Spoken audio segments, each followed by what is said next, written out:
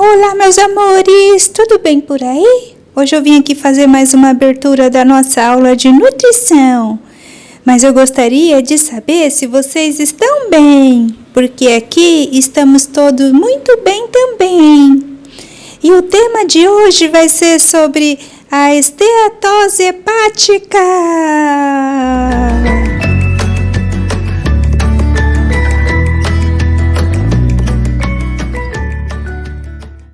Olá, meus amores, quanto tempo, saudade de vocês, tá? Vou deixar um abraço bem gostoso e apertado, hoje tá bem friozinho aqui, tá? Mas vamos entender esse tema de hoje, né? Tem muita gente que me pergunta sobre esteatose hepática, gordura no fígado, tem alguma diferença? Então vamos entender agora.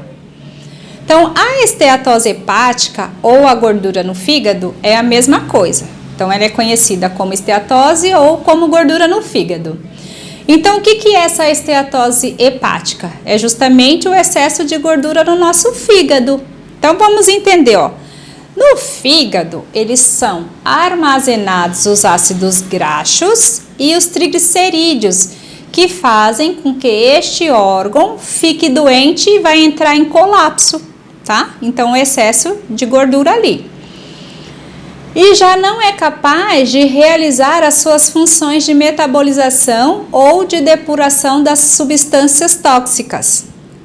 Então, veja só, o fígado, ele exerce mais de 500 funções fundamentais para o nosso organismo.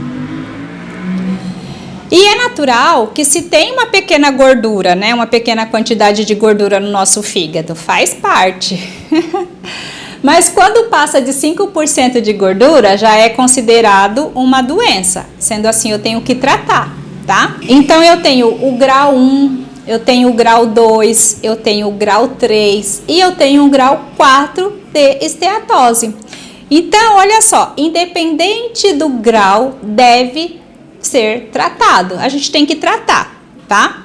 Então, a esteatose hepática, ela pode evoluir, se caso eu não queira tratar, né, justamente para uma hepatite gordurosa, ou mesmo uma cirrose hepática, ou um câncer de fígado, tá? E a esteatose hepática, ela é uma condição muito mais comum que se manifesta e atinge com mais frequência as mulheres. A estimativa é que 30% da população sofre com o problema, né? Então, aproximadamente metade dos casos podem evoluir para a forma mais grave da doença, tá? Então, a gente tem 30% aí da população que tem gordura no fígado. Então, agora vamos só esclarecer uma coisa, né? Muita gente acha que a esteatose ela é causada pelo excesso de gordura. Porém, isso não é verdade, tá? A esteatose hepática ela é causada pelo excesso de ingestão de carboidrato de alto índice glicêmico. Então, veja só. Qual que é os carboidratos que têm esse alto índice glicêmico? Então, por exemplo, o açúcar, o álcool, eles causam muito mais esteatose hepática do que a gordura, tá? Então, como que eu faço para controlar essa carga glicêmica? Então, a primeira coisa é começar a diminuir. Então, vou ter que diminuir o açúcar, eu tenho que diminuir a farinha branca e, é claro, também aumentar as fontes de fibras, né? Então, eu diminuo esses alimentos com alto índice glicêmico e coloco qualidade, né? Então, a gente vai na linha da comida aí, bastante fibra. Então, eu necessito aumentar a fonte natural de fibra, então eu tenho que comer muito mais o quê? Verduras, né? Vegetais, então vegetais verdes escuros, os legumes cozidos, né? O que também auxilia aí para baixar essa glicemia, esse índice glicêmico? O farelo de aveia, a linhaça, o gergelim. Então, todos eles são compostos que auxiliam no controle dessa carga glicêmica. Então, olha só, o ponto-chave do cuidado é o controle dessa carga glicêmica. Então, a gente deve selecionar os alimentos que têm essa baixa carga glicêmica, né? Então, quanto mais baixo, melhor, tá? Temos também, né, que lembrar das gorduras, porque as gorduras faz parte da nossa alimentação, né? Lembrando que ela faz parte dos macronutrientes, que é essencial, né? Os lipídios são essenciais. Só que aí eu vou qualificar a gordura, tem que ser uma gordura de boa qualidade, né? E aí eu vou fazer uma distribuição correta, que também vai ajudar nessa estratégia aí de diminuir essa inflamação do fígado. Então, qual óleo que eu posso utilizar aí? Qual gordura? Uma delas é o óleo de gergelim. Eu posso usar também o óleo de semente de uva. Eu posso usar também o azeite de oliva extra virgem, tá? O óleo de linhaça é um excelente aliado. O óleo de abacate também é um excelente aliado. Então, todos estes, eles vão ter um perfil de ácido graxos, né? Que podem auxiliar muito nessa modulação das proteínas e na detoxificação hepática, tá? Então, a gente tem que fazer essa detoxificação hepática para ter essa reversão aí do quadro. Então, estes óleos a gente pode usar na alimentação para temperar, por exemplo, uma salada. Também, olha só, eu posso consumir uma colher do óleo de abacate uns 5 minutos antes de eu almoçar, tá? Então, eu também posso usar o óleo de gergelim para eu fazer uma comida, né? Para uma preparação. Então, assim, tudo é válido, tudo é importante, tá? Então, assim, a gente começa a avaliar a qualidade do alimento que entra. Então, assim, vai na linha mais natural, né? Então, quanto mais comida, né, natural, mais fibra mesmo, mais resultados a gente vai ter justamente para diminuir esse processo inflamatório.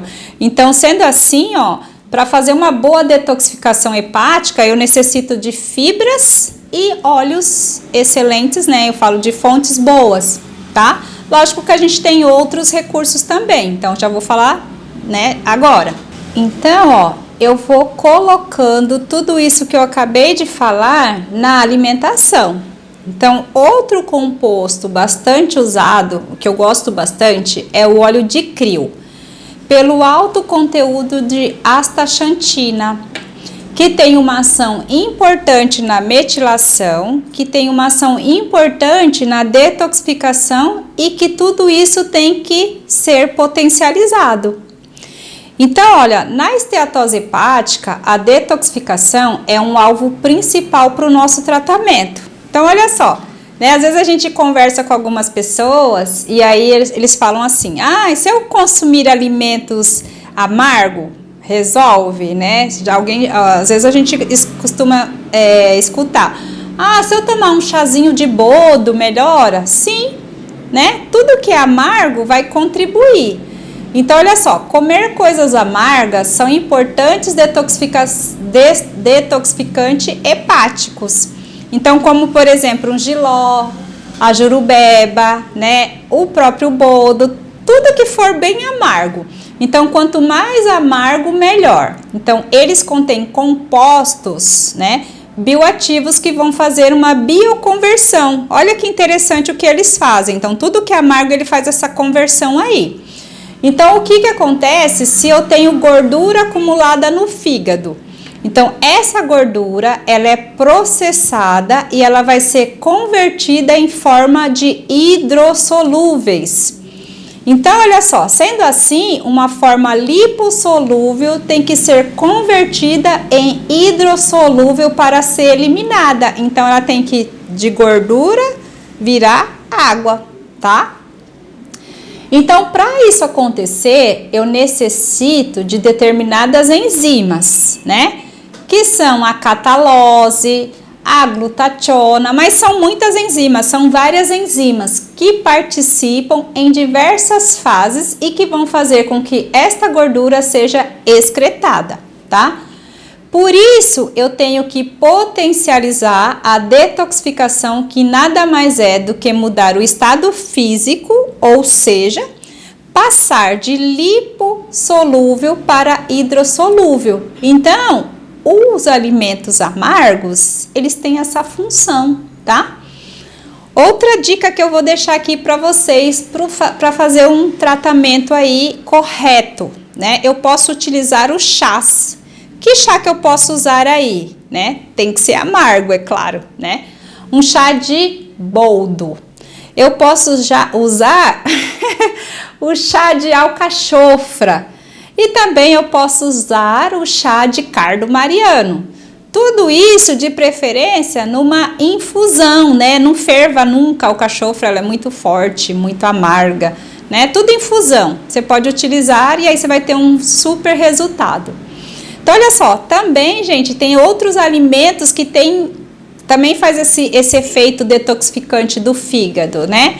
Então, por exemplo, os alimentos que são fontes de colina e de betaína.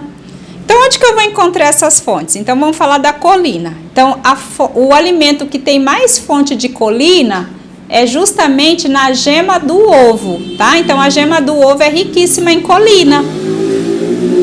E ainda, essa gema, ela é excelente fonte de gordura boa, tá? Então, consuma bastante gema do ovo. Temos também a betaína, né? Então, onde que eu vou encontrar essa fonte de betaína? Na beterraba. A beterraba tem bastante fonte de betaína. Então, é justamente para melhorar, tratar esse fígado gorduroso, tá? Então, além da colina e da betaína, eu também posso encontrar em outros alimentos, né? Então, onde que eu vou encontrar essas fontes aí? Então, eu vou encontrar, por exemplo, nas brássicas eu encontro colina e betaína, por exemplo, no brócolis, na couve, no agrião e também eu encontro na rúcula. E também nos vegetais verdes escuros, que tem uma grande quantidade desses compostos, certo? Então, olha só, qual dica eu deixaria aqui para vocês, né? Como que eu distribuiria isso, né, no meu dia a dia aí? A primeira coisa, a gente tem que lembrar que tem que baixar o consumo daqueles alimentos com uma carga glicêmica alta. Então, diminua açúcar e refinado. E aí, a gente vai partir para buscar os alimentos mais frescos, tá? Aquelas fibras mais frescas, mais naturais, certo? A gente pode colocar aí, por exemplo, né, os chás, que a gente viu também. E aí, é fonte de betaína e colina. E aí, como que a gente faria justamente, né, no nosso dia a dia aí, tudo isso? Por exemplo, eu colocaria aí de 2 a 3 vezes ao dia de verde escuro, que tem bastante esses compostos aí, tá? Então, eu colocaria no almoço e no jantar o verde escuro e jogaria também um suco verde. Então, eu colocaria esse suco verde ou de manhã ou à tarde, né? Porque tem gente que fala, não consigo tomar o suco verde de manhã, então coloca à tarde. Tem gente que gosta de tomar à noite, não importa o horário, tá? Você tá fazendo um tratamento. E aí, a minha sugestão é que esse suco verde, de preferência, vocês coloquem 2 verde escuro. Então, vou dar exemplo aqui. A gente pode pôr uma couve e um agrião, ou a couve e o espinafre, ou a couve e o ora pronobis. Então, faz aquele suco tradicionalzão lá, tá? Você pode pôr uma fruta nesse suco, as 2 folhas verdes, né? Uma cenoura. Neste caso, você pode pôr a beterraba, tá? E aí, vai liquidificar bonitinho e vai consumir de preferência com aquelas fibras, justamente que é para melhorar também a parte intestinal, tá? E aí, eu garanto que vai ser um sucesso. Então, se você realmente quer tratar a gordura do fígado de forma eficaz, é justamente seguir exatamente essa linha que eu acabei de falar, tá?